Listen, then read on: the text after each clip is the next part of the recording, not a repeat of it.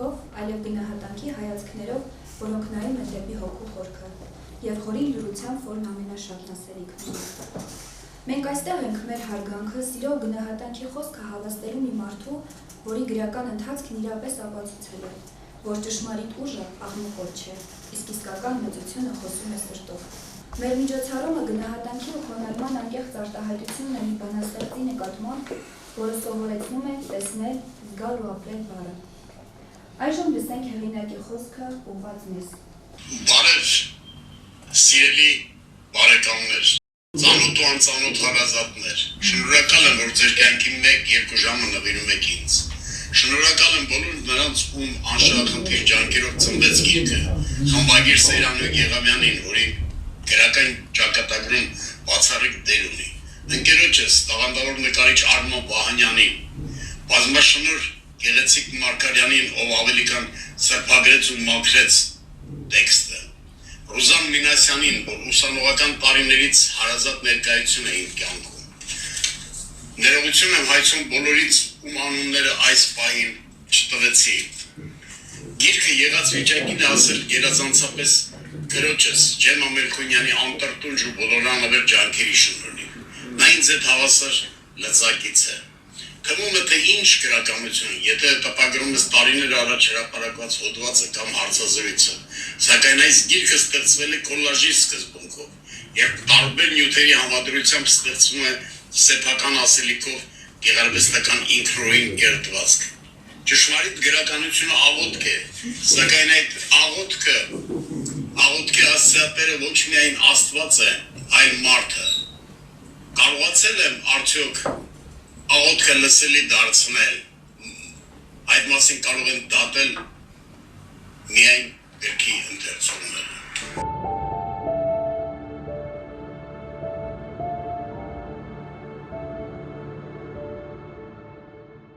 Ահա նորից բացվեց առավոտը, բանտի ճաշարան տանող դռան նման։ Դու վաղուց արթնացել ես և գիտեմ, ամեն ինչ անալի է։ Տարածությունը չի խանգարում զգալ սրտխփոցս։ Երբեմն աչքերս փակ, քեզ, իրավիճակներ և մարդկանց եմ նույնիսկ տեսնում, որ սիրելի էլ չեն եղել։ Դատարկ է շուրջս, պատ չկա կողքին կծկվելու։ Օտար առաջին անգամ տեսած գետ է այստեղ ժամանակը։ Երեկվանից արդեն զատված, սակայն երեկվա կեղևի կաղապարում ես պատառ ուտում եմ ինձ չմեռնելու համար։ Անատոլի Հովհաննիսյանի պոեզիայի գրավիչ սակավախոսության մեջ զգացմունքների գերխիտ լիցք կա, ցավի բարձր ճիճ, մտքի պատկերավորման անկրկնելի գոհարներ։ Անատոլի Հովհաննիսյանը ծնվել է մեր տարածաշրջանի Լճաշեն գյուղում, այնուհետև տեղափոխվել Երևան, իսկ այժմ ժամանակավորապես ապրում է Ֆրանսիայում։ Երկար տարիներ հայրենիքից հեռու ապրելով նա իրականում ապրում է Հայաստանում։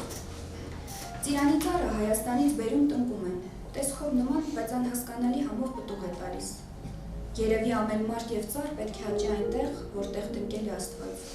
Դու այսպիսին կամ այնպիսին ես քո միջավայրում, եթե նույնիսկ չես ընդունում քո միջավայրը։ Բանաստեղծական արվեստում զուսպ ու սակավաբար Անատոլին գրականության, արվեստի, գեղագիտական ըմբռնումների, մարդկային գոյի և հարաբերությունների, բարոյական պատկերացումների մասին խոսելիս բացառիկ պերճախոս, բուռն ու հախուռն է, ինչն իր հարուստ ներաշխարհի և կուտակումների, հիմնավոր խորը գիտելիքների արտահայտությունն է։ Նրա ողջ ստեղծագործությունը բացահայտում է հենց իր Անատոլիի ներքին եսը, ինչպես կյանքում, այնպես էլ գրականության և արվեստի մեջ կեղծիք, սակարկություն չհանդուրժող, երբեմն մի քիչ կոշտ, հախուռն, բայց միշտ ազնիվ, միշտ կատարելության ձգտող, բանաստեղծության հանդեպ պաշտամունքի հասնող բծախնդրություն ցուցաբերող, հոգով և մտքով ազատ մարդու տեսակը։ Անատոլի Հովհաննիսյանի բանաստեղծությունն ամբողջությամբ կամ այդ ամբողջի առանձին մասերը որպես պատկեր ընկալելու և հեղինակի հետ մտավոր կապ հաստատելու նախապայմանը ընթերցման գրագիտությունն է և դրա առկայությամբ մտքի սևեռման։ Թռիչքների տարածությունը լայն է, բայց նույն համակարգի մեջ։ Անցումների ակնհայտ կամ ենթադրվող կապերն ու ակնարկները պիտի զգալ, չնչին կորստի դեպքում ասելիքը չի ընկալվի։ Խոսքը խիտ է, մտավոր զգայական, ավելորդ դեգերումների տեղ չկա։ Նրա գրքերը բառարբար կարդալու, նախադասություն առ նախադասություն վերլուծելու մտորելու գրքեր են։ Ապրելու իմաստի, սիրո, հիասթափության, հույզերի, կորսվող ու կոխրտվող մարդկային որակների, հայրենիքի ըմբռնման, երբեմն սիրտ կեղեքող տխուր հիշողությունների ու բացվերքի պես տնքացող կարոտի մասին, որի միջոցով ամբողջանում է Անատոլի Հովհաննիսյանի մարդն ու ստեղծագործողը։ Նրա բանաստեղծական խոսքը զուսպ է, բայց շեշտադրումը անկասելի, ինչպես շշուկը, որ վերածվում է աղաղակի։ Անատոլի Հովհաննիսյանը շատ է կարևորում պատկերավոր մտածողությունը,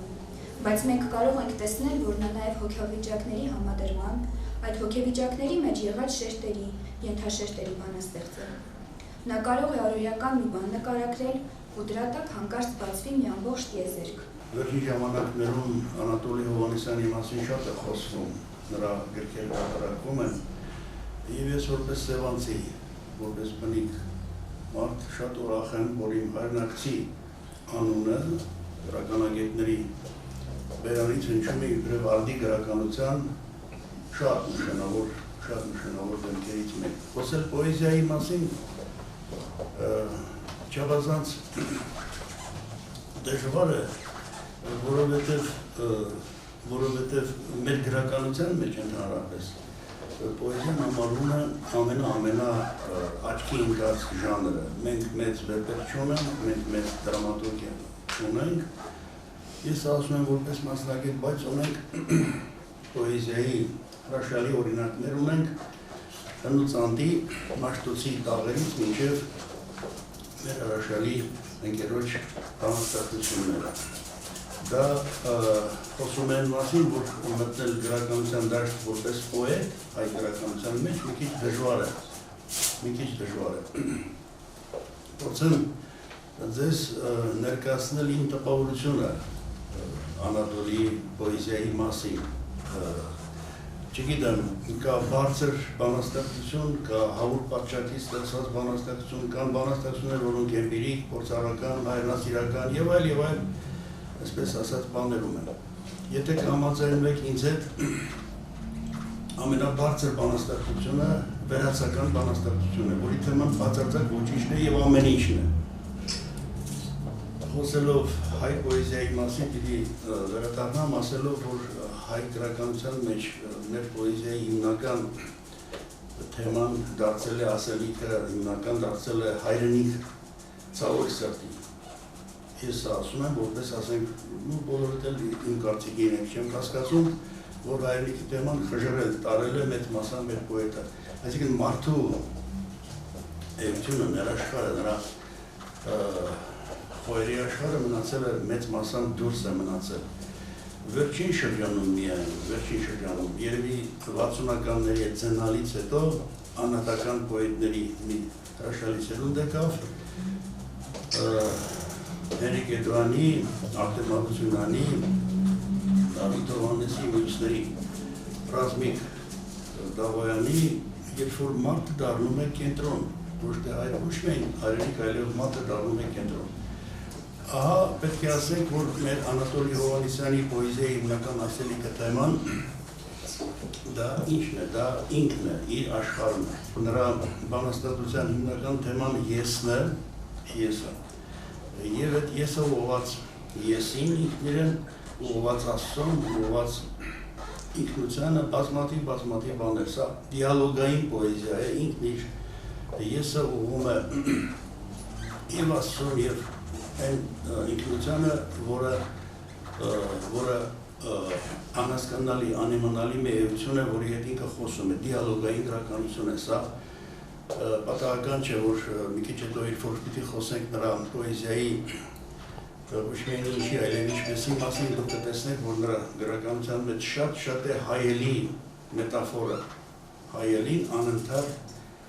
անընդհատ կանան, ովքեր կարդացել են նրա գրականությունը, պիտի որ հայելու մետաֆորը այնց է հայելին եսը եւ Աստված, եսը եւ աշխարհը, սրանք բոլորը շատ կարևոր են Անատոլիի համար։ Ինքը բարձր վերացական պոեզիայի լավագույն օրինակներից մեկն է։ Ինքը իր թեման միանգամից հայտարարում է, եթե մենք որոշենք որն է հիմնական նրա թեման, այդ գնալու հեռանալու, կորչելու, աշխարհը չընդունելու, աշխարհի հետ անհաշտության թեման է, որը շատ հնագույն արմատներ ունի, ճիշտն ասած, համաշխարհային գրականության փորձից ես կարող եմ բազմաթիվ օրինակներ բերել, երբ որ ինքը այս գիրք հրատարակում եմ, միանգամից կանգնում է այդ շղթայի օղակներից մեկն է դառնում, մերժել աշխարհը, ընդունել աշխարհը։ Դա երկու տարբերակ է։ Անատոլին այն պոետներից մեկն է, որը մերժում է աշխարհը, այսինքն աշխարհը անկատար է, աշխարհը իմ մեջ է, բոլորիդ մեջ է, բայց մենք մերժում ենք աշխարհը, Անատոլիի խոսքով եմ ասում, որովհետև աշխարհը անկատար է, աշխարհը անկատար է։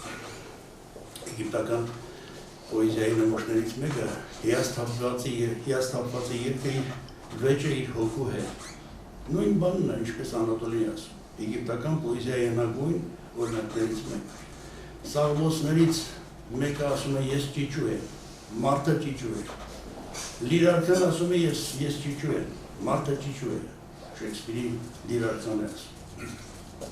Այսպես շարունակ կարող ենք ասել հեռացումի աշխարհը մերժելու թեմաները այնքան շատ են։ Եվ եթե մի քիչ ընդհանրացնենք, կտեսնենք, որ աշխարհի մեծագույն բանաստեղծները, մեծագույն գրողները, մեծագույն փիլիսոփաները բոլորն էլ այս շարքի մեջ են, բոլորն էլ մերժում են։ Մեր գրականությանը դառնալով հիշենք Իսահակյանի Աբուլալա Մահարին եւ Քարավանը Աբուլալայի աղբյուրի նման մեր կարկաչելով գնում էր, հեռանում էր, հեռացման մոտիվ կա, չէ՞։ Վահան Տերյան ասում է մոռանալ, հեռանալ, մոռանալ ամենքին, ամեն ինչ, հեռանալ, անընդհատ այդ կարող է։ Իսպանացի բանաստեղծ կա հրաշալի Լորկա, Գարսիա Լորկա, ասում է կանգնեցրեք երկրագունդը, ես ուզում եմ իջնել, նույն մոտիվն են, նույն մարդիկ են, նույն աշխարհն է, նույն տառապող հոգին է, հասկանում եք։ Անատոլի Հովհաննիսյանի պոեզիան նյարդային, դժվար, տառապանքի եւ այսպես մեր պոեզիայի, որը երբեմն հնարավոր է սարսուռ անցկացնի մարդու մարմնով։ Գիտեք, միջնադարի մի շատ հրաշալի բանաստեղծ կա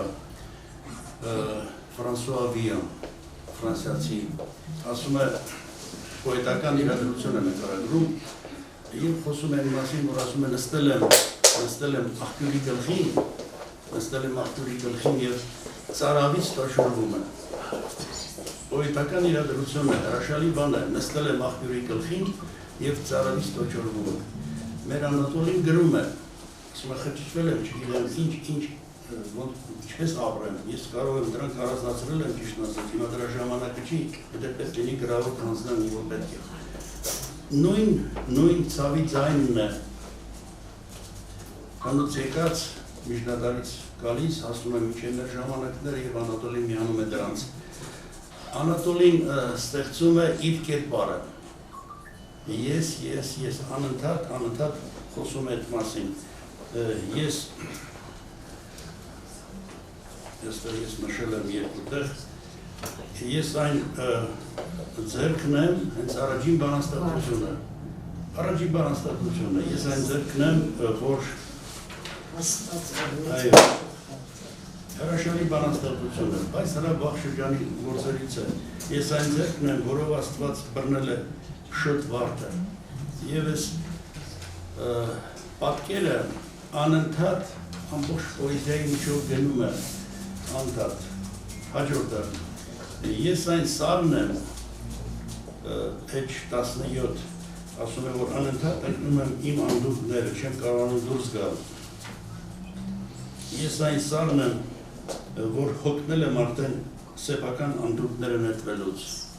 եւ անդադ ինքնադիմանագարներ է ստեղծում, որոնց մեջ ցավից բացի ուրիշ երանք կարծես չկա,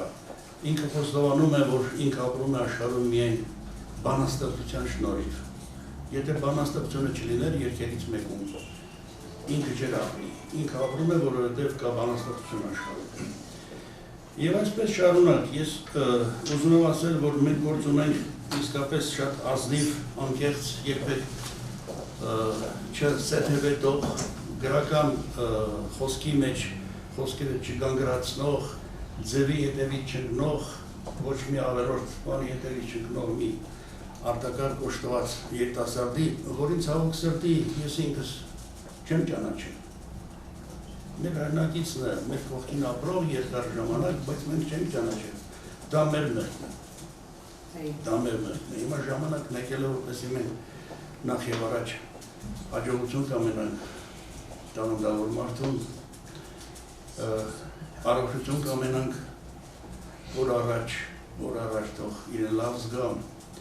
եւ վերադառնա տուն եւ հետագա նորանոր հաջողություններ կտեսնենք, չեմ կասկածում, որտեղ իսկապես արտակարգ տաղանդավոր բան ստացենք։ Տարածության եւ ձայնի տալիքներին տրոհվելով ես բաժանում ցրում եմ իմ ամեն օրվա հոգին ու մարմինը։ Տխրությանդ մատից փուշ հանել փորձող ձեռքս չի հասնում քեզ։ Ցանցն ընկած ձկան գալարքով ելքի նման փնտրելով սփոփիչ խոսքեր ես կոկորտումս հեղձուկ կանգ եմ առնում եւ բարերը մարմին չեն առնում եւ մարմինը դառնում է ցնորք երևակայությանս ուրկանն ընկած։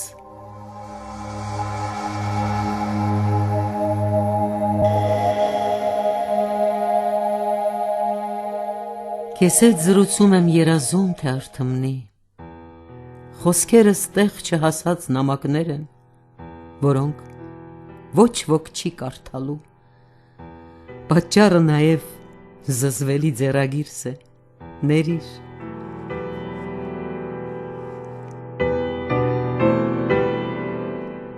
Ես տեսնում եմ ինձ երեկվա ապրածս կյանքի պատուհանից, անցնող օրը մանանա է, թե քարեկարկուտ չեմ նկատում։ Այդպես անձրևաջուր ասֆալտի փոսորակները լցվելով գոյացնում են նոր ձևեր։ Մենք հոկտեմբերը կիսատ թողեցինք Երևանում, հիմա այս անծանոթ աշունը, Ազնավուրի բոհեմը երգող քեֆով ֆրանսիացին, իմ անլեզու միայնությունը, անտեր շներ չեզոք տարածքում հանդիպել ու նայում են իրար հենման կետ հայցող հայացքով։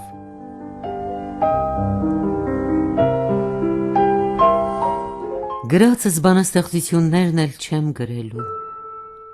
բանաստեղծությունները, որոնց ճանապարհը փակել եմ ակամա, չեն դառնա հետ։ Ինձ թվում էր, որ ես գաղտնիքի պես գիտեմ ինչ է պոեզիան։ Այժմ այս օտար քաղաքի լուսաբացին ագրավի չդադարող չարագուշանքն է միայն իմ մեջ արձագանքվում։ Ես այլակերպվում եմ, դառնում նյարդի նման պրկված լար, որին նստած անթիվ ագրավներ են կռավում։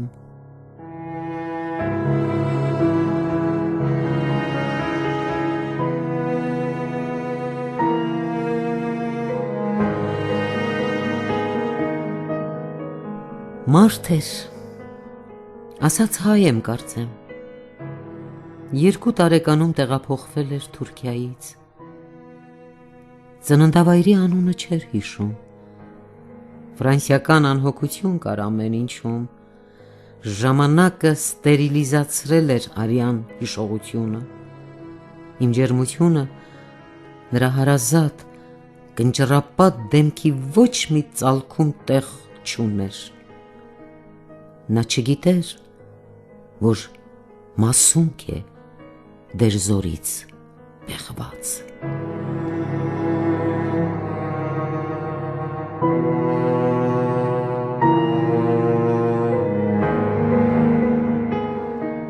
Հարցնում եմ, ինչպես ես։ Այսօրն էլ մայրամուտի հետ գլորվեց, գնաց չգիտեմ ուր։ Ես էլի մնացի մենակ։ Գիշերը բարագույր չէ, որի ետևում դու ես թաքնված։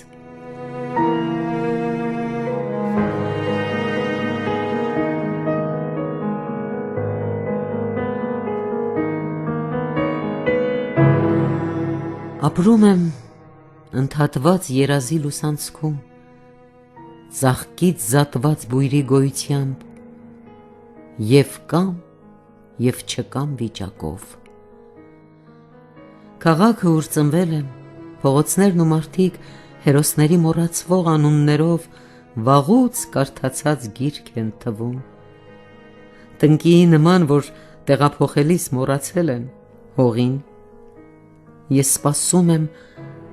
լռության բթացնող ճառագայթների տակ չորանալով և գիշերվա սև վարագույրի հետևում երազ չկա և կոպերս սև գիշերվա վարագույր են։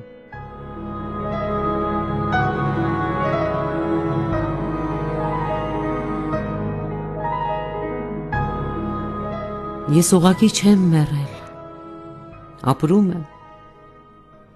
այդ մասին գիտեն բոլորը, ինձնից բացի։ Անհնար է այսպես ամեն օր արթնանալ, որոշելով չմտածել քո մասին։ Առանց քեզ Փարիզը ոչ մի Էյֆելյան աշտարակ էլ չի փրկի։ Մեկն է աշխարհի օտար քաղաքներից սիրահարների կամուրջը, կողպեքների ծանրությունից գետը գահավիժելու վախը սրտում նայում է մեռածի աչքերով։ Հիմա դու չկաս, և չգիտեմ ուր է գնացել Սենան։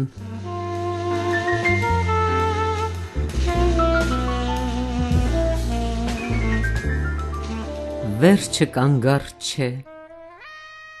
այլ նոր կեցության սկիզբ,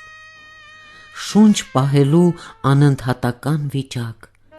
գիշերները թափանցիկ,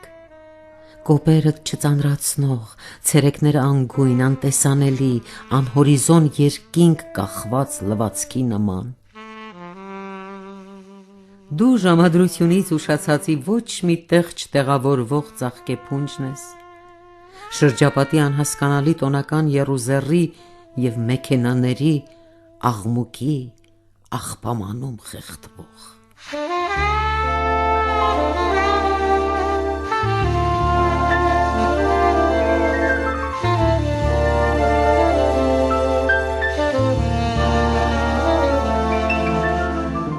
Ես նույն պատուհանի մոտ եմ, ուր Աստված ասաց.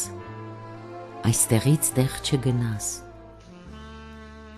Երբեմն ծիծաղելի ու մանկամիտ է շան հավատարմությունս ինքս ինձ ու ճակատագրին։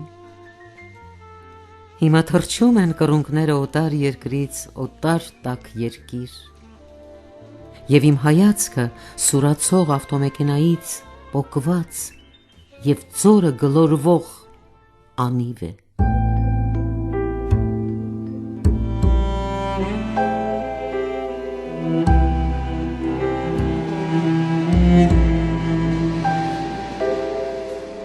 Դու ինձ ասացիր էլ չկաս։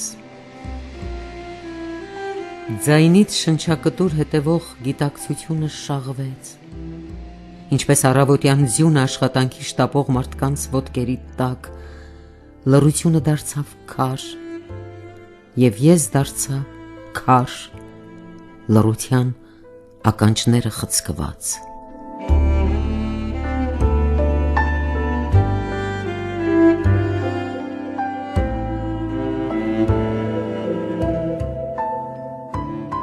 Չես էլ լսում, լքված տան պատուհանին նետված քարեր են խոսքերս, որ ընկնում են իրենք էլ չիմանալով ուր։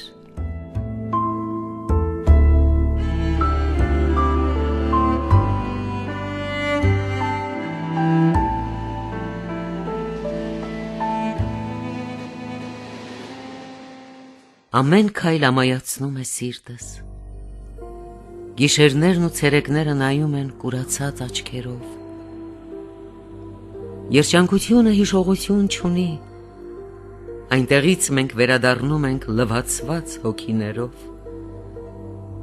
Ես ազատագրված եմ ծովերին թափվող անձրևի նման անհասցե, սակայն հիասթափությունը փոշիացրել է հիշողությունս, ինձնից հետք չթողնելով։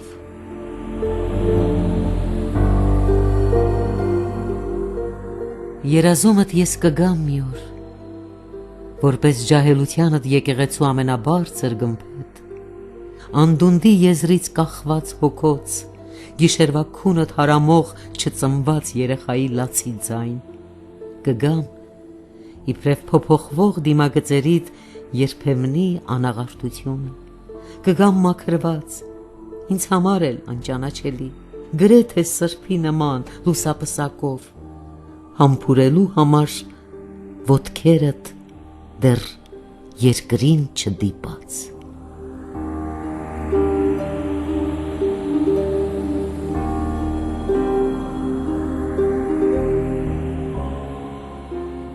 Ահա նորից բացվեց առավոտը բանտի ճաշարան տանող դռան նման։ Դու վաղուց արթնացել ես և գիտեմ ամեն ինչ անալի է։ Տարածությունը չի խանգարում զգալ սրտխփոցս։ Երբեմն աչքերս փակ քեզ, իրավիճակներ և մարդկանց եմ տեսնում նույնիսկ, որ սիրելի էլ չեն եղել։ Դատարկ է շուրջս, պատ չկա կողքին կծկվելու, օտար առաջին անգամ տեսած գետ է այստեղ ժամանակը, երեկվանից արդեն զատված, սակայն երեկվա կեղևի կաղապարում ես պատար ուտում եմ ինձ չմեռնելու համար։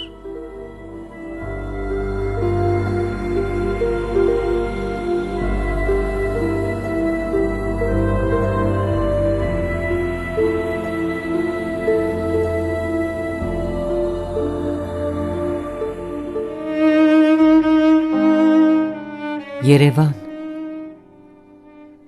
աչքիցդ ընկած արցունք,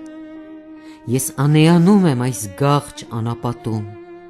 մթագնող գիտակցությանս միջից գլորվում ու ինձ չի հասնում մանկությանս չունեցած գնդակը։ Երևան, երանի քո փողոցներում սալահատակի ճեղքում թաքնված, շրջանառությունից դուրս եկած մանրադրամ լինեի, որը գտնելով էլի ոչ ոք չէր ուրախանալու։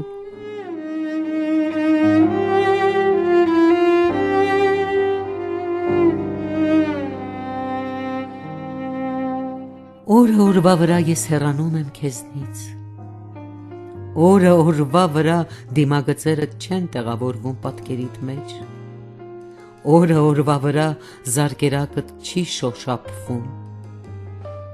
և ես դառնում եմ ճանապարհացույց, որի վրա խունացած տառերով գրված է Երևան։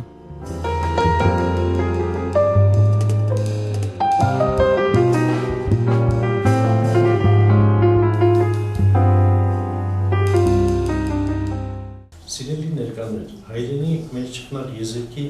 ևս մեկ նվիրյալ իմ կրծել ընկեր Պապին Մուրադյանի հեռախոսազանգը որոշ առումով անակնկալ էր։ Ես չգիտեի, որ Անատոլի Հովհաննիսյանը նույնպես պատմական գեղարքունյաց աշխարհի զավակ է։ Ավելին, Սևանի տարածաշրջանի Լճաշեն գողտրիկ գյուղից, որ այսօր էլ պահպանվում են մեր ինքնության հավաստագիր Արգիշտի առաջինի սեպագիր արձանագրությունը և դեռ լսվում են Բագրատունյաց աշոտակայի հայրենաշեն գործերի արձագանքները,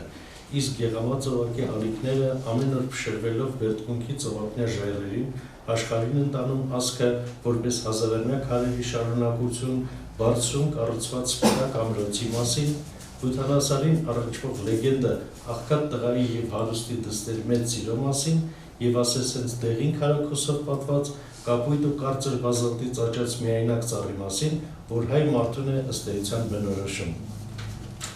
Սիրելի հայրենակիցներ, պոետական ներշնչանքի ակունքներում նույնպես հայրենիքն է, միշտ այնպես թանկ անցյալը, սերը։ Յուրաքանչյուր մեկը տևական որոնումներից, կասկածներից և այնուհանդերձ հասարակության առաջ իր ներաշխարհը բացելուց առաջ հենց այս ակունքներից է սնվում։ Գրողի ասելիքը մեծ հաշվով այսպես է ձևավորվում. գումարած ըստ էության ունեցած կրթության և այն արժե համակարգի, որ միաժամանակ գալիս է իր հողագործ անաստապահ ջրաղացման ավակներից ստացած առաջին ու ամենակարևոր դասերից։ Ես հիմա հիշում եմ այնքան երիտասարդ Անատոլի Հովհաննիսյանի գրականության աշխարհում առաջին քայլերի վերաբերյալ չքնաղ պոետ ու անզուգական մարդ Վահագն Դավթյանի գոտեպնդող խոսքը, որ կարելի ասել անհիշելի ժամանակներ առաջ էր։ Նա, ով գրել էր հայրենական տուն շքեղ բանաստեղծությունը, իհարկե պիտի նկատեր կրծերի, արմատն ու հայրենիքը սիրուց, ցավից, կարոտից ծնված տողերը։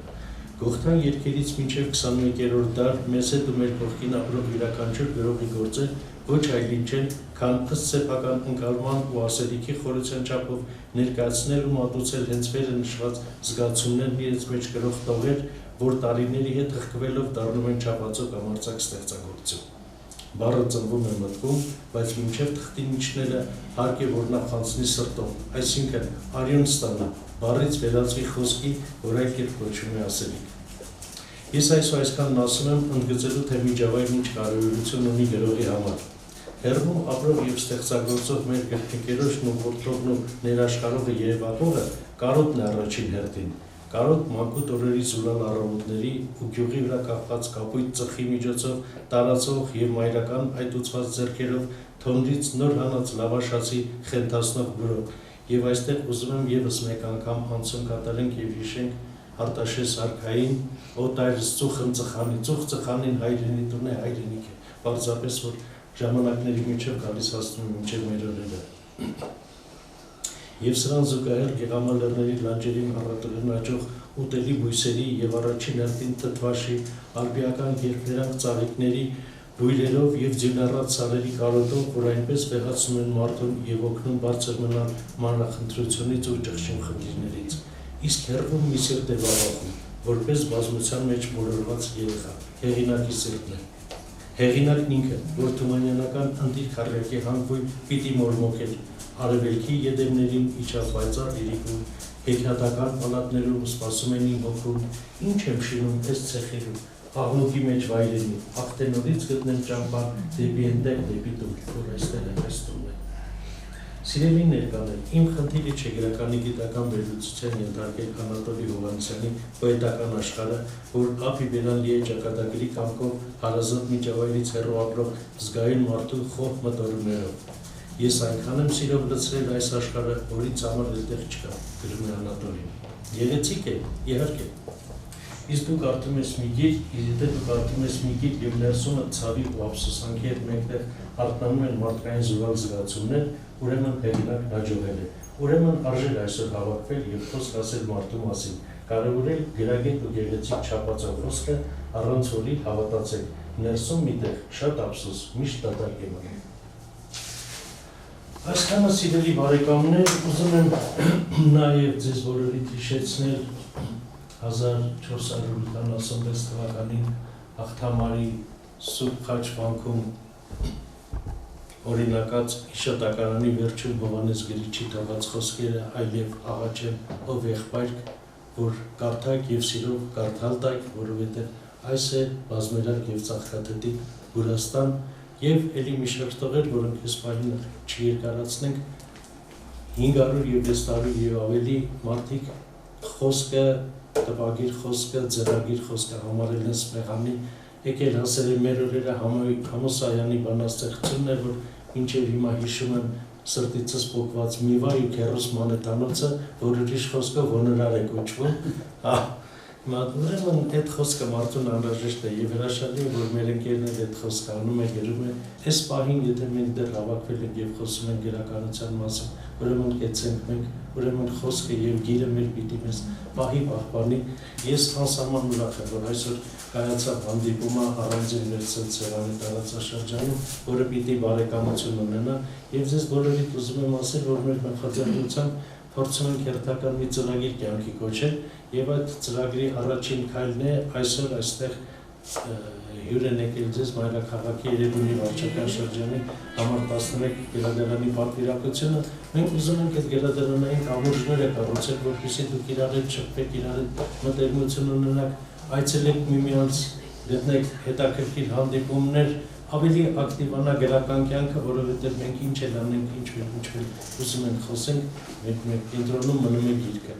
Եվ ամենավերջում ամեն մարդ, որ գալիս է, հիմա դերասանները գալիս են, ասում են, ես է սերիալում եմ խաղացել, երկիչները հրավերով կամ առանց երկի հրավերի երգում են, գրողին մնում է, որ ինքը ասի, ես էլ գիրք եմ գրում, ես եմ գրած գրքերից մեկը ուզում եմ նվիրել գրադարանին, սրտի Ֆրանսա, այստեղ 2 կեսով է, առաջին կեսում գրական նյութեր են, հրապարակախոսական, գեղարվեստական հրապարակախոսական նյութեր են, երկրորդ մասում իմ կարծիքով շատ կարևոր Մարիամ Իշխանուհի գեղարվեստավավերագրական էսսեն է, որտեղ մեր տարածաշրջանն է հիմնականում ընդգրկված, ներառված եւ բազմիցս ասել եմ, ես իմ առջև նպատակ չեմ դրել առարկել ինձանից ավագ գրչընկերոջը, ոչ մի կապ չունի Լևոն Շանտի հին աստվածների հետ, պարզապես ես փորձել եմ Մարիամ Իշխանուհուն ներկայացնել այն ամենը, ինչ որ կա։ Ինչպես որ ասում եմ մեր պատմությունը, ով էր Մարիամ Իշխանուհին, ինչպես կառուցվեցին Սևանավանքի 2 եկեղեցիները, եւ դա բոլորովին էլ ինչ որ մեկի հետ սիրո արդյունք չէ, հայ խոնարհ կնոջ արքայի դստեր վերաբերմունք է հանդեպ իր ամուսինը։ Այս առումով զգացումներով գրվել է, մնում է ձեզ մոտ կարդաք ինչ կարեք մոծել գործը։ Թույլ տվեք ես գիտեմ, շնորհակալություն։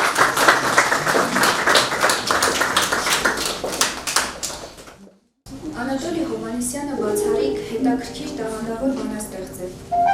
Երբեմն այնքան խորհուրդ եւ խիտ թանձր ձևակերպումներ ունի գրականության, արվեստի, մարդկային գոյի, ապրելու մշակույթի վերաբերյալ, որ կարելի ասացվածքի տեղ ընդունել։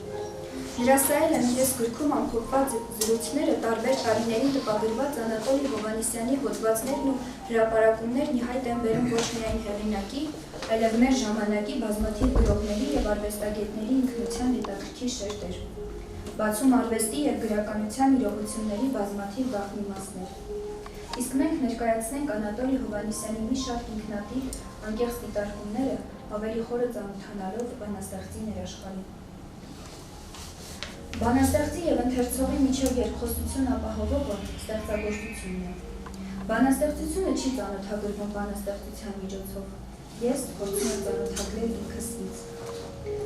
Կան օրինակներ, երբ էլ չես հասկանում, թե ինչպես է Աստված հանճարեղ հոգին ամփոփել կենցաղային մանր ու չնչին անոթի մեջ։ Ստեղծագործական վիճակը ենթագիտակցական ընթացք է, եւ ժամանակի պայմանականություններն ազդում են այնքան, որքան թույլ է տալիս ներշնչանքի չափաբաժինը։ Դրանից դուրս մարդն ազատ է եւ պայմանականությունների գերի։ Մեր տանն եմ տեսել, որ կուշտ ու բավարարումի վիճակ կարող ես ապրել եւ հացը տալիս է ուրիշից։ Գրել սկսել եմ վաղ, գրում եմ նա։ Առաջին անգամ տպագրվել եմ Գարուն ամսագրում 1991 թվականի Վահագն Դավթյանի ողջերթի խոսքով։ Դա մեծ պատիվ էր։ Անօրինակ ուրախությանը հաջորդեր տագնապը, պատասխանատվության զգացումը, որ այդ բանաստեղծությունների տակ իմանալն է գրված։ 1-2 տարի հետո եկա այն համոզման, որ ավելի լավ է մնամ հանճարեղ ընթերցող։ Մտածում էի, մենք բոլորս մի օր ներկայանալու ենք մեր երկնային Տիրոջը գրած ու չգրած բանաստեղծություններով, մեր երկրային կյանքի հաջողություններով, որոնք մրցանակ, տպաքանակ կամ համանման արտահայտություններ ունեն։ Ծիծաղելիորեն անմիտ էր թվում, ուրեմն ինչ իմաստ ուներ գրելը։ Չգրելու որոշումն այլևս չսիրահարվելու վճռի նման անհեթեթ է, երևի կուտակումների վիճակ էր։ Այնուհետև գրել եմ մեծ ընդհատումներով։ Ցանկացած ծայրահեղ վիճակ փորձություն է։ Կկարողանաս, կդիմակայես հանուն բոլոր նրանց, ովքեր սիրում են քեզ, որովհետև ապրելը երբեմն ավելի դժվար է, քան չապրելը։ Այդպիսի համլետյան հարցադրման կիզակետում հանկարծ պատը ճաք է տալիս, կամ այդ ճաքը նոր ես նկատում, կամ այլևս չես կարողանում չնկատել։ Մարդիկ, որոնց քո պատկերացումներում ինքդ ես կերտել, ընկրկում են։ Պարզված ձեռքիդ փոխարեն նախընտրում քաբլիթը, կարծելով երկնային մանանա է, եւ դու անապատում տեկերող Մովսեսից վերածվում ես անապատի։ Պոեզիան լացի անկեղծությունը պետք է անենա, թաղում էինք դինացել։ Հանգուցյալին արդեն իջեցնում էին փոսը, վայնասուն բարձրացավ։ Կինը դեասցենա գյուղում պարզապես չէր էլ ընդունվի, գիտակցությունը կորցրել էր, երկար ուշքի էին բերում։ Հայրը Սևերում նայում էր, հետո բարկացած քրտմնջաց, քոչս տերը, ես կուչ հարցրի, դա ինչ նոր հայոյանք է։ Ասաց, բա չես տեսնում մի ժամ է չեն կարողանում ուշքի բերել, բայց չստերը ոտքից բաց չի թողնում։ Շատերն այսպես են բանաստեղծություն գրում է բանաստեղծ։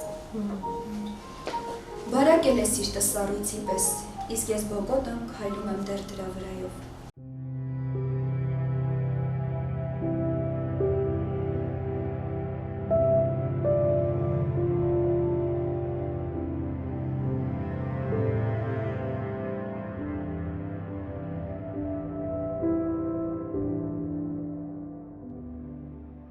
Երազումդ ես կգամ մի օր,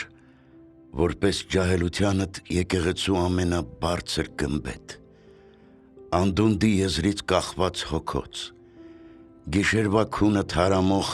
չծնված երեխայի լացի ձայն, կգամ իբրև փոփոխվող դիմագծերիդ երբեմնի անաղարտությունը, կգամ մաքրված, ինձ համար էլ անճանաչելի, գրեթե սրբի նման, լուսապսակով, համբուրելու համար ոտքերդ դեռ երկրին չդիպած։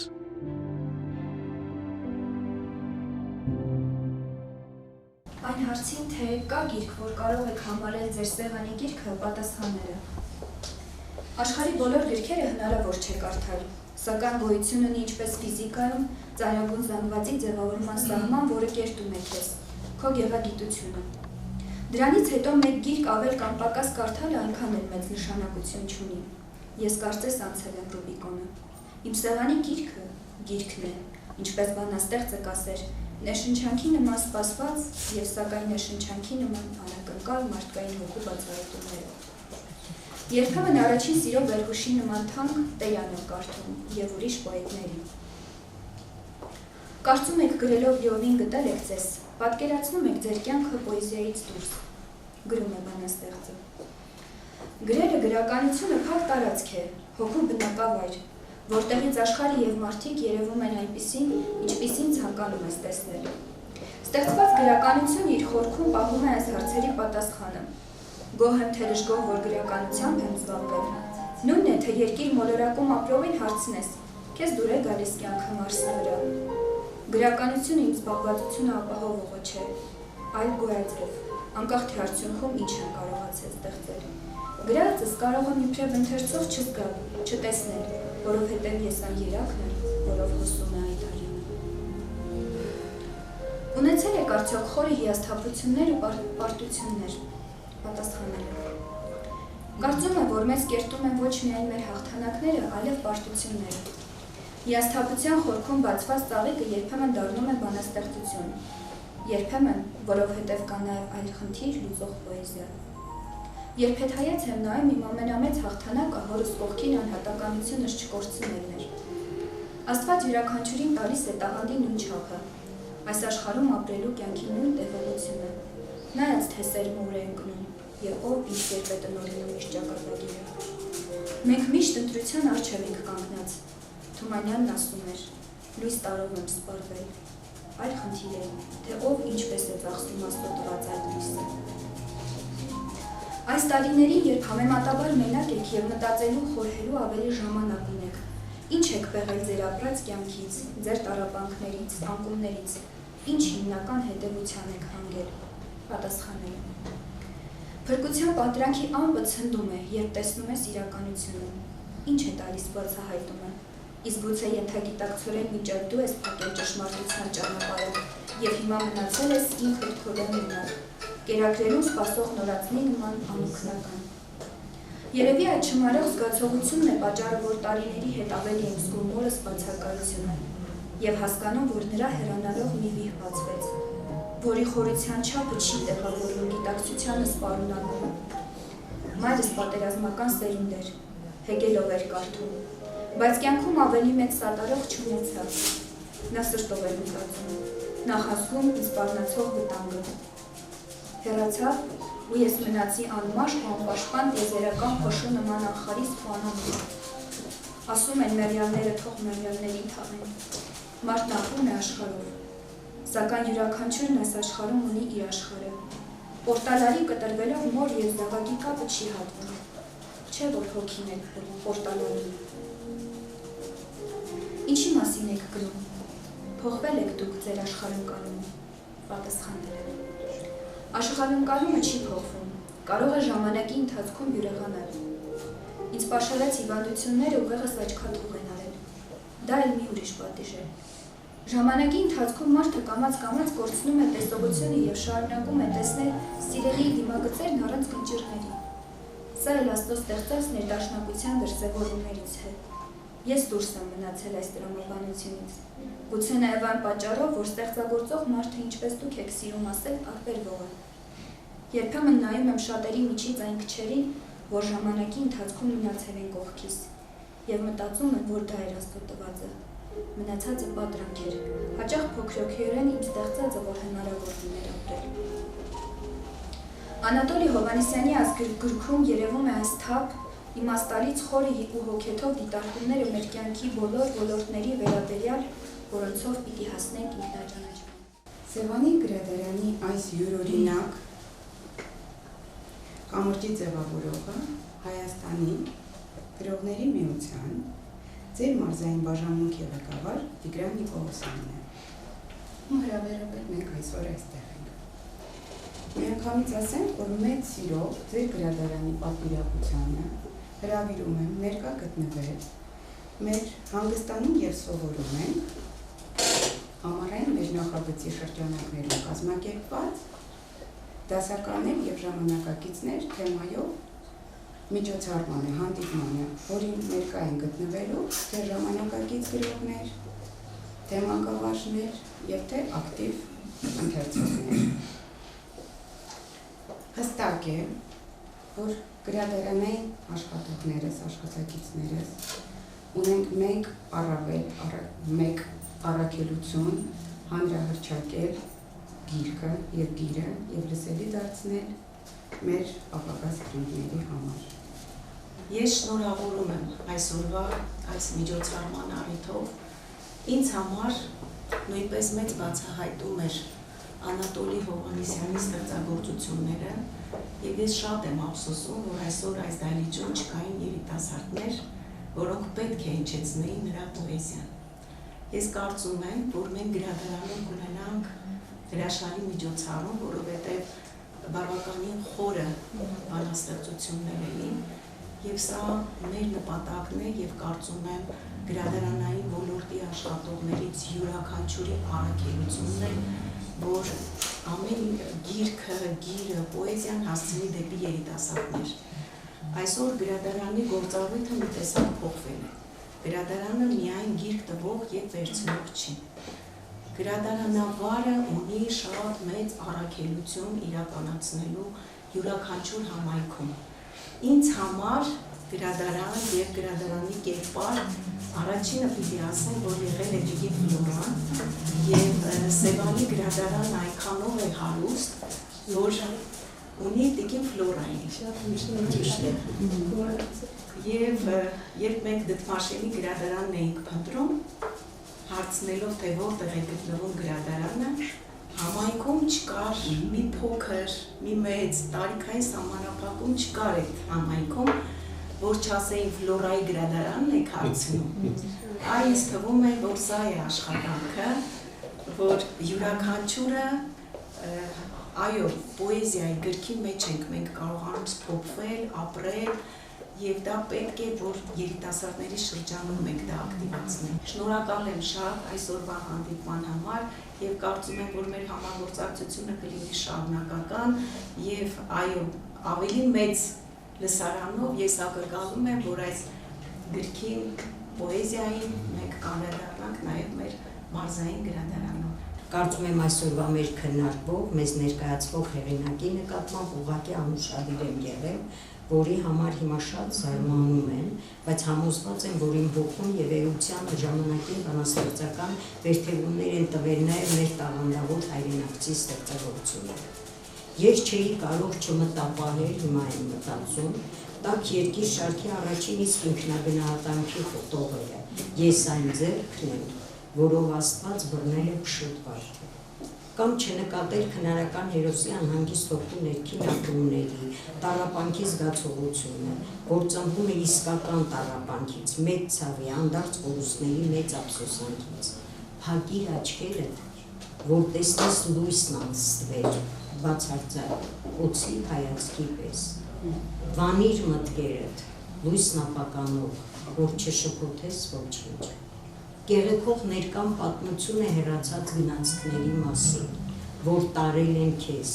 երբևէ նավարկության դուրս չեկած նավերի, որ ափսոսանքը չեն խորտակել ծովում, հայացքի, որ շամփրում է թիկունքդ, սակայն երբ նայում ես հետ, իրականում չկա, գինու գավաթի, օրխենթությամբ պիտի շողար, բայց լցված է հողով, փակիր աչքերը և փորձիր տեսնել լույսն անցտվեր, բացարձակ, օծի հայացքի պես, բայց Անատոլի Հովհաննիսյանին կարդալիս ուզում էի մտովի տեսնել նրան, ում տարել են հեռացած գնացքները, իսկ գուցե ուրիշին են տարել և այդ բանաստեղծության մեջ ընկալումները տարբեր կարող են լինել, ուզում էի պատկերացնել ափսոսանքը ծովում չխորտակած և նավարկության դուրս չեկած նավերը, և փակելով աչքերս ես էլ տեսնեի լույսն անցտվեր։ Հեղինակը համաձայն է իր այդ ինքնաբնութագրմանը, սա էլ ես եմ, ուրեմն թերևս պատկերացում կարողանամ կազմել, մտածում էի, առանձնաշնոր այս հեղինակի մասին, ընկալել նրա ներաշխարհի բազմաշերտությունը։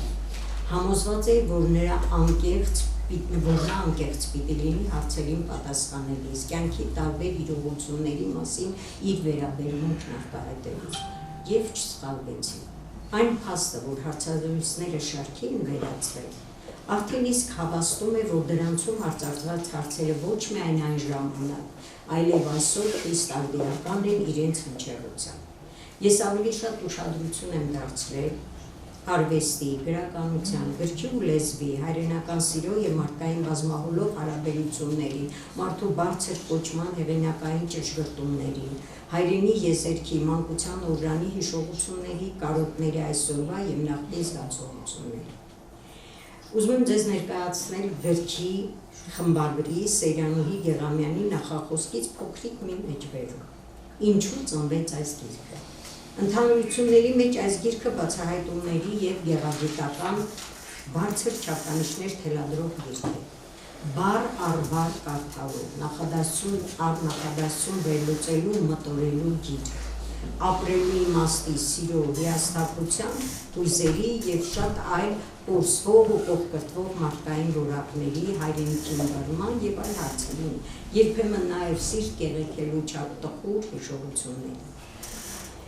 Այստեղ այս ամենի մեջ գրում է խմբագիրը,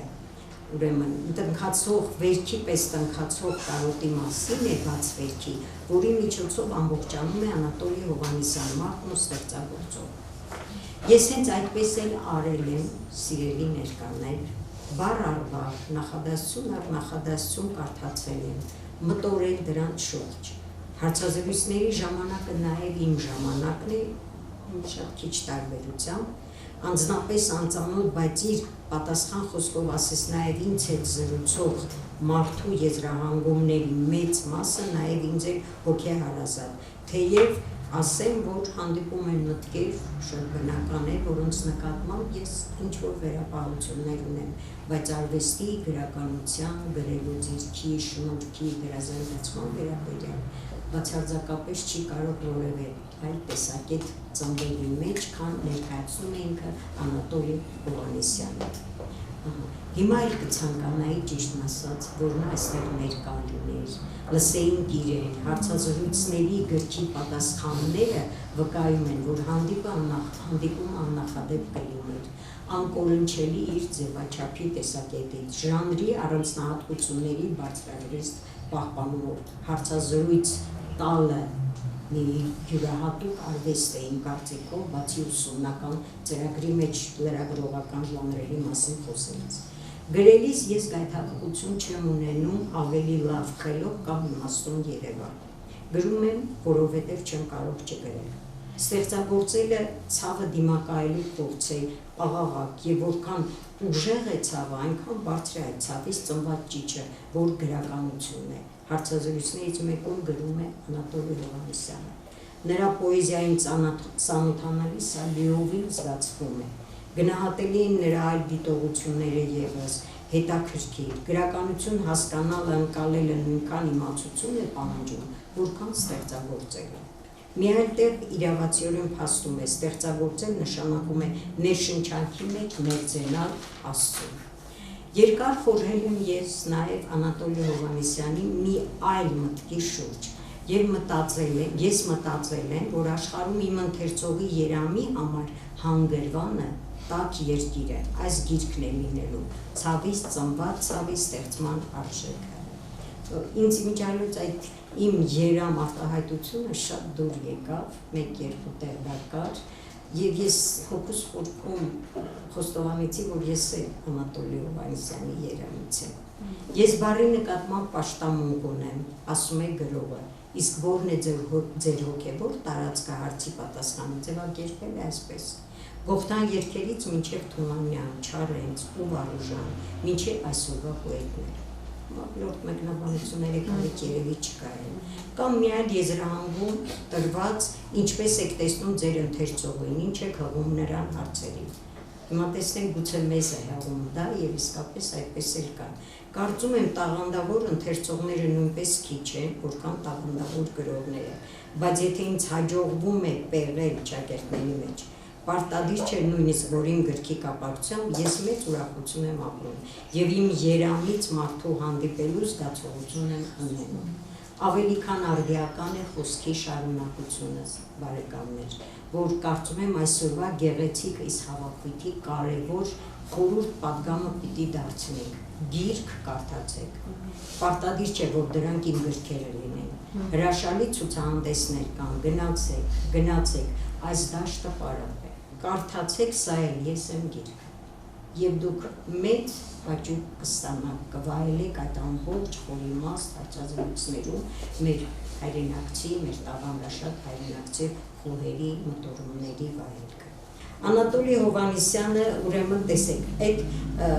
ես հիմա ապրում եմ սոսկ պատասխանատվություն ունենալով իմ սիրող բոլոր մարդկանց նկատմամբ։ Թեև բաժանումը հայրենիքից հիվանդությունն է, բայց Անատոլի Հովհաննիսյանը դա էլ պատճառը շատ կսկծալի է։ Ես կարծում եմ ինքը կարոտում է, իսկապես կարոտում է, հենց Անատոլի Հովհաննիսյանի մասին եմ ասում։ Ուրեմն եւ այդ նրա հորդորը ապագային հավերժին է միտված, հղում է։ Նավթը ջրից անտարակույս ավելի թանկ է, բայց ձուկը ջրում է ապրում, գրում է նա։ Մարդը պիտի ապրի իր միջավայրում, սա ուրիշի դրախտ է։ Սիրտս հավատացեք, սեղմվեց անկեղծորեն, իմ խոսքն է, երբ կարդացի նրա տողերը, ես հիմա չեմ մեռել, ապրում եմ։ Այդ մասին գիտեն բոլորը ինձնից բացի։ Դե ուրեմն մեկնաբանենք ինչպես է ապրում, հա, չասենք ոչ ոք մեկնաբանենք։ Մարդ ու ծառ պետք է աճեն այնտեղ, որտեղ տնկել է Աստված։ Գրում է բանաստեղծը։ Կամ ինքնախոստովանանքը, ապրում եմ ընդհատված երազի լուսանցքում, ծաղկից զատված բույրի գոյությամբ։ Իսկ ինչ է հայրենիքը, մեջբերվեց իհարկե այս խոսքը, հարցնում է ու պատասխանում նա, որ հայրենիքը մեր հող ու ջրից հարկադրաբար հեռացած այդ մարդու խոսքն եմ ես ուզում ասել, ուրեմն լեռան դաշտի մարդու կորցրածու գտածի ու էլի հասարումի զգալու կամ զգալ չկարողանալու հոգեվիճակների ամբողջությունը։ Մարդը եւ Աստծո ծա հայրենիք անտրոհելի են, ովքեր ամենատարբեր պատճառաբանությամբ կորցնում են այդ կապը, դառնում են այլ երկրում աճած ծիրանի ծառ, ասվեց, որի պտուղը բնավ առնչություն չունի մեր այսօրվա ծիրանի, հայկական ծիրանի մասին ունեցած պատկերացումների հետ։ Գրքում մի հուզիչ հիշողություն կա, որ ուզում եմ ներկաներդ լսեք անպայման, կապված է հոր հետ, հոր մասին բանաստեղծություններ ընթերցվեց, չէ, մենք նայեցինք է։ Ասում է, իմ ամենամեծ հաղթանակը հորս կողքին անհատականությունս չկորցնելն էր։ Սա շատ կարևոր միտք է իմ կարծիքով։ Շարունակել ավանդույթները ամեն ինչ, բայց իհարկե ինքնությունը ունենալ, կրկնօրինակ իմ կարծիքով պետք չէ։ Ինչքան էլ ասեմ, ես հայելին նայում եմ, ասում եմ, վայ մամաս է նայում այնտեղից, բայց ես ուրիշ եմ, ինքն ուրիշ է։ Ես նրանից եմ եկել, բայց իմ ընթացքը, իմ կայացումը ուրիշ տեսակետն է։ Քաղաքը չէր պղտորել նրա հոգևոր միջավայրը, որ մասին է ասում։ Գյուղի հիշատակները գյուղը հերվից սնուցողային չափն էին, որին հավատարիմ մնաց մինչև վերջին շունչը։ Բարբառով չխոսելն էլ նրա համար դավաճանություն էր։ Միշտ թույլի հիվանդի կողքին էր ու մի շատ կարևոր հիշողություն ևս։ Չեմ տեսել, որ հարուստի, պաշտոնյայի երեսին կեղծ ժպտար։ Գյուղում գերեզմանոցը շրջապատող ծառեր էր տնկել և ստիպում էր ջրել։ Տեղը զառիվայր էր, երբ փոքր էինք, եղբայրներիս հետ մինչև հասցնում էինք դույլով ջուրը տեղ էինք հասցնում, դույլի մեջ համարյա ջուր չէր մնում։ Տարիներ հետո հարցրի, ինչու էր տանջում, մի մեքենա ջուրը 3 ռուբլի արժեր։ Ասաց էդ են սովորեցնում ձեր համալսարաններում։ Եթե մեքենայով ջրել տայի, դու հիմա գերեզմանոցի տեղն էլ չէիր իմանալ։ Կարծում եմ հիմա այդ շատ արդիական է։ Գիրքը կարդալիս մի հաճելի զգացողություն ունեի, թե Անատոլի Հովհաննիսյանը կողքիս է և լսում եմ նրա երբևէ չլսած ձայնը։ Արդեն ինձ իսկապես մտերիմ դարձած սիրելի մարդ, Անատոլի Հովհաննիսյան, կարծում եմ նա կլսի այս բառերը։ Մաղթում եմ առողջություն, վերադարձ հայրենի եզերք։ Եթե այս օրը իրականացավ, ուրեմն քեզ շատ սպասողներ կան, երկրպագուներ, որոնց մի մասը մենք ենք, ներկաներս։ Լավ ես ասել, սիրելի բանաստեղծ հայրենակից, չգրելու որոշումը այլևս չսիրահարվելու վճռի նման անհեթեթ է։ Որից չեն սիրում են կրկին, չէ՞։ Այո, իսկապես ես համաձայն եմ, և այդպիսի վճիռ չպետք է ընդունել։ Ուրեմն, ու մաղթում եմ, որ նա միշտ սիրահարված լինի գրքին։ Դու նան փոխեմ, որտեղ իմ այս պահին հենց ուղերձս իրեն է։ Հավատարիմ լինի գրելու իր կոչմանը, իսկ գրքի այս զրույցները, ինչպես քեզ ասում է հարցազրույց վարողը, դառնան վարպետություն դասեր, թեև քո դիտարկումներ կենսական հիմքեր ունի, ասում է, ում համար նոր եկողները սովորաբար ոչ մեկին էլ չեն լսում։ Գուցե լսում են չեն խոստովանում, չէ՞ որ այո, նոր ովքեր են Թումանյան, մեծ, Մաշտոց, մեր այն ապաշխարանքի երգերից սկսված։ Վերջում այն 1-2 ծաղկախաղը, որ ասում եմ, գնում եմ կորչեմ, հետգրություն շարքից է, ինչ է ասում։ Ես վաղուց գիտեի, թե ինչպես ես ինձ լքելու, նույնիսկ հիշում եմ, թե երբ եմ ես քեզ հուշել այդ միտքը, ու էջերնել եմ նշել, իմ աչքերը փակողը գիտեմ մի օր ես եմ լինելու, ես այդ մենակության ցավը զգացի այս երկու տողի մեջ և հաճախ ենք մտածում, օրը օրվա վրա ես հեռանում եմ քեզից, օրը օրվա վրա դիմակցերը չեն տեղավորվում պատկերի մեջ, օրը օրվա վրա զարկերակը չի շոշափվում և ես դառնում եմ ճանապարհացույց, որի վրա խունացած տառերով գրված է Երևան։ Սպասում ենք քեզ, սիրելի Անատոլի, արդեն ինձ շատ ծանոթ հարազատ մարդ, նույնիսկ եզակիով եմ ուզում դիմել, քեզ հետ հանդիպման մեծ ցանկությամբ։ Ասում եմ և նախորդում Անատոլի Հովհաննիսյանին ձայն հատոչանած հետության սրտին ողորմոց հավաքի։ Այսինքն յուրաքանչյուր տեղ Մաշտոցից գալիս եք Նարեկացի, Նարեկացուց գալիս եք Սայաթնվար, գալիս եք Համոսահյան, Թումանյան, Համոսահյան և այսպես պոեզիայի ոսկեպարան շղթայով Կոմիտասների վրա հետ միած դրանց ամենագլխավորը հասնում ենք Անատոլի Հովհաննիսյանին։ Երբ ելույթի համար ձայնը տրվեց պրոֆեսոր Արա Արաքելյանի, ես դարձա դպրոցական, որովհետև իմ ուսուցիչն է, և մտածեցի, ինչքան ժամանակ դուք խոսեք, ես այդքան կլսեմ ու սիրով կլսեմ, որովհետև դա դարի դաս է։ Եվ ես չճանաչելով Անատոլի Հովհաննիսյանին ձեր ելույթից, ձեր խոսքից հասկացա, որ բոլորովին անծանոթ չեմ։ Այստեղ գրված է գրում եմ, որովհետև չեմ կարող չգրել, ես էլ խոսեցի, որովհետև չեմ կարող չխոսել։ Իսկ ես գրադարանի խոնարհ ծառայում եմ արդեն կես դար և ավելի։ Եվ նայում եմ գրադարանավարներին, յուրերի աչքերին, տեսնում եմ պոեզիա, որը գրականության աղն է։ ահա թե ինչու եք դուք պոեզիան ընտրել։ Ես ձեզ այսօրվանից կոչում եմ կարոտ։ Պոեզիա, որովհետև պոեզիան է, որ գեղեցկացնում ու քաղցրացնում է աշխարհին, դրա մեջտեղ դնելով սեր։ Իսկ սերը Աստծո ստեղծած բառն է եւ ինքը Աստված, որովհետև թերթելով բոլորին անծանոթ մի գիրք եւ հեղինակ, ես ամեն տեղ կարդացի Աստված։ Կարդացի նաեւ Սևան ու հասկացա, որ այս մարդը արունագոչ ու արունախոս լեզվով, արծվաթռիչք եւ արծվալեզու հայացքով ինչ ունի ուզում է տալ աշխարհին։ Դուք Գեղարգունյան աշխարհի գրադարաններին շնչառություն տվող սիրելի Մարիամ, պատահական չէր հարևանուհի եւ այս երկրի, այս բնակավարի լավագույններից այսքան երկար խոսելու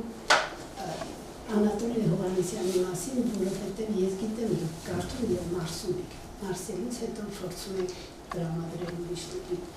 Կարծես ես մտածեցի, որ այս գիրքը ես պիտի կարդամ մի շնչով։ Որպեսզի չերկարացնեմ, ես համոզված եմ, որ կկարդամ, որովհետև ինքը դարձավ իմ սրտին մոտ հարազատ մեկը։ Ես սպասում եմ քեզ։ Սպասում եմ եւ որպեսզի խոսքս չերկարացնեմ, բոլորից սիրում եմ ու արժևորում։ Անատոլի Հովհաննիսյան, գյուղի եւ գյուղաշխարհի տղա։ Ես սպասում եմ ձեզ այստեղ ողջ եւ առողջ գրքերի հաջորդական շարքով։ Նրա պատվին, հեղինակի պատվին, ելույթ ունեցողների, գնահատողների եւ բոլորիդ համար ես ուզում եմ իմ ծափարությունը։ Նախ ուզում եմ շնորհակալություն հայտնել տրված հնարավորության համար, իսկապես պատիվ է այսքան մեծարժան հյուրերի առջև ելույթ ունենալը եւ շուտով ներկայացնեմ իմ մտքերը, վստահաբար կարող ենք փաստել, որ այստեղ լինելով նստած տարբեր սերնդի ներկայացուցիչներ, բայց իրավի գրքից առանձնացրել ենք համանման հատվածներ եւ դուրս ենք բերել համանման տողեր։ Եվ սա վկայում է այն մասին, որ պարոն Հովհաննիսյանը իր գրված մտքով իսկապես կարող է համարվել արդեն իսկ ավերժության բաժին, որովհետև երբ մարդը գրում է այնպես եւ նրա տողերը հայտնվում են 3 տարբեր սերունդների ներկայացուցիչների աչքերում համանման գեղեցկությամբ, դա հավատացեք գրողի համար իսկապես մեծ հաղթանակ է։ Ուստի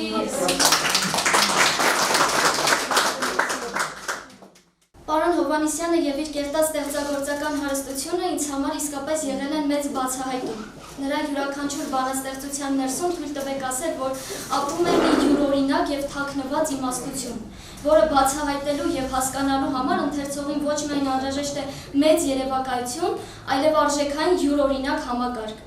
Երբ առաջին անգամ բացեցի հեղինակի գիրքը, աչքերիս առաջ մի անգամից հայտնվեց մի շատ զարմանալի տող, որ վստահաբար ինձ կուղեկցի իմ ամբողջ կյանքում, որովհետև երկար ժամանակ է ինձ չի լքել եւ չի լքում ինձ։ Այն է, նավթը թանկ բան է, բայց նրանում ձկներ չեն ապրում։ Սա ըստ էության հեղինակի մտքից պոկված ընդամենը մեկ տող է, բայց երբ այն անցկացնում ենք մեր մտքի մաղով, հասկանում ենք, որ այն իր մեջ կրում է անցյալը, ներկան եւ իհարկե ապագան, եւ արտահայտում է դաստիարակչական մի այնպիսի խրատ, որի իմաստին հասնելու համար շատերին գուցե հազարամյակներ եւ հազարավոր նախադասություններ չհերիք էին։ Սա եզակի տաղանդ է։ Արտահայտել մի ողջ գաղափարախոսություն մեկ տողում, եզակի տաղանդ, որ առաջինը ինձ ողջունեց պարոն Հովհաննիսյանի գրքի էջերից։ Ինչպես ինքն է որակում, նա մի ձեռք է, որով Աստված բռնել է փշոտ վարդը,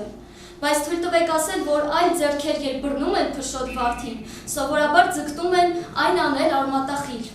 Մինչդեռ ձեր պոեզիայի պարագայում դուք չնկատելու տալով փշելի ձեզ պատճառած ցավը, այնուամենայնիվ շարունակում եք հիանալ վարդի տեսքով։ Այդպես անում են ուժեղները, եւ ուժը երկրորդ բանն էր, որ ինձ հանդիպեց ձեր գրքում։ Ապա ընթերցելիս հանդիպեցի ինձ համար յուրօրինակ իմաստ կրող եւս մեկ տողի։ Առևտուր մի արա ճակատագրի հետ, ես քո աչքերից արցունք բերող վաղվա ցավն եմ։ Չկա ավելի պատշաճ ուրիշ մեկ նախադասություն, որ այսքան խորը կարող է նկարագրել բախտի խաղը եւ այն անհերքելի իրականությունը, որ այսօր պարզ դարձավ մեր բոլորի աչքերում։ Հեղինակի բոլոր համեմատությունները այնքան խորն են, որ կենթանանում են ընթերցողի հոգու աչքերի առջև, որպես այն նույն մենակության լեցուն աշնան այգու խրտվիլակի հայացքը, որ այս պահին էլ գալիս է աչքերիս առջև որպես հեղինակի պոեզիայի լեցունության մեծ վկայություն։ Եվ ի վերջո, հեղինակի յուրաքանչյուր գործ իսկապես հայրում մի փոքրիկ բեկոր էր, որ ինքս սոսնձելով իմ հիշողությունների, հույզերի, ապրումների բյուրեղացումից ծնված սոսնձանյութով ի վերջո ձևավորեցի ինձ համար մի մեծ հայրի, որին նայելիս տեսա ոչ միայն ինձ, այլ նաև ինձ շրջապատող աշխարհը, այնտեղ Աստծուն։ Քիչ եմ ապրել այո, բայց ամեն մի տող ինձ ստիպեց իսկապես նկատել, որ օրերս անցել են կողքովս։ Ինչպես հեղինակն է ասում, ես հաճախ տրորել եմ դրանք, ինչպես տրորում են դաշտերում չնկատելով ծաղիկին։ Շնորհակալություն եմ ուզում հայտնել հեղինակին իր խոսքով, մտքով, ընթերցողին այս ամենին ուղիղ հաղորդակից դարձնելու համար եւ ուզում եմ ասել ընդամենը մեկ նախադասություն. Պարոն Հովհաննիսյան, ձեր կարոտը ունի տուն։ Սիրելի ուղեր, սիրելի ներկաներ, ուրախ եմ, որ այսօր ուրընկալեցի Ձևանի համայնքի Վայե Ստեփանյանի անվան գրադարների կենտրոնացված համակարգի կենտրոնական գրադարանում, ներկա գտնելով մեր հայրենակից գրական ասպարեզում իր ուրույն տեղը գտած մի շարք գրքերի հեղինակ Անատոլի Հովհաննիսյանի նվիրված մեծարման ցերեկույթին։ Հենց այս ձևաչափով էլ նախատեսված էր այսօրվա միջոցառումը, որոշակի վերապահումներով, հաշվի առնելով հեղինակի անձնական ցանկությունը։ Ձևաչափ այլ կլիներ, եթե Անատոլի Հովհաննիսյանը ներկա գտնվեր, բայց մեզ հայտնի պատճառներով նա հայրենիքից դուրս է գտնում, մաղթենք դրան առողջություն եւ շուտապույտ վերադարձ։ Հարգելի ներկաներ, ուզում եմ շնորհակալություն հայտնել ձեզանից այսօրվա մեծարման ցերեկույթին մասնակցելու համար։ Ներկաներից շատերը մեծարանքի ջերմ խոսքեր հնչեցրին հեղինակի մասին, Անատոլիի մասին խոսվեց որպես բանաստեղծի, մաղթանատի, անկեղծ զրուցակցի, վեր հանվեց նրա ապրումները, հույզերն ու անկեղծ գնահատանքները, մարդկային հարաբերությունների եւ բարոյական պատկերացումների մասին, որի համար շնորհակալ եմ բանախոսներից մեր։ Շնորհակալություն եմ հայտնում պարոն Թարքոշյանին մեր կողքին լինելու ի սկզբանե եւ որոշ հարցերում աջակցելու մեզ այսօրվա միջոցառումը կազմակերպելու համար։ Շնորհակալություն մեր ստեղծագործական խմբին պատշաճ ձևով կազմակերպելու եւ ասոցիացիայի համար։ Այսօրվա հանդիպումը նշանավորվեց նաեւ նրանով, որ հնարավորություն ընձեռվեց նոր ծանոթություններ ձեռք բերելու, կարծում եմ նա շարունակական կլինի, կվերածվի համագործակցության։ Գրադարանային ֆոնդը այսօր սիրելի ներկաներ համալրվեց ոչ միայն Անատոլի Հովհաննիսյանի, այլ նաև պարոն Նիկողոսյանի գրքով։ Այս երբ ասեմ, որ գրադարանն այն հարթակն է, որ կոչված է ոչ միայն պահպանելու գրականությունը, այլ առավելևս այն հանրայնացնելու համար։ Կրկին անգամ շնորհակալություն բոլորիդ միջոցառմանը մասնակցելու համար եւ որպեսզի այս գեղեցիկ օրը մշտապես մնա ձեր հուշերում, մեր կողմից պատրաստվել են խորհրդանշական հուշաթերթիկներ, որտեղ են գտել քաղվածներ Անատոլի Հովհաննիսյանի խոսքերից, նաեւ մեր շնորհակալական խոսքը ձեր մասնակցության համար, դերևս հասկանալ սիրելի ներկաներ, խնդրեի մոտենալ հստակ